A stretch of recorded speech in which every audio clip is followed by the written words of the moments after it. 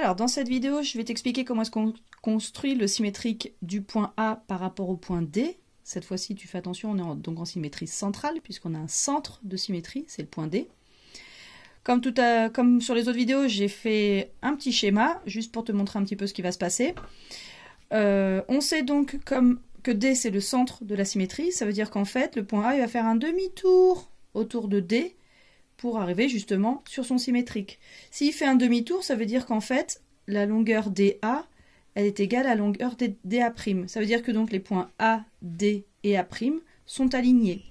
Bon, bah s'ils sont alignés, ça veut dire quoi? Ça veut dire que moi, je prends ma règle et que je trace déjà la demi-droite à D, que je prolonge un petit peu plus que nécessaire.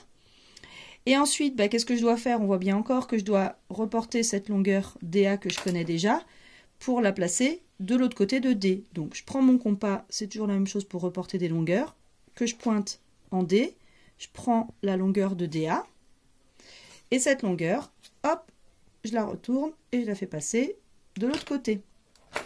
Le point que je viens d'obtenir, c'est A', c'est donc le symétrique de A par rapport à D, et on a donc que D, au final, est le milieu du segment AA'.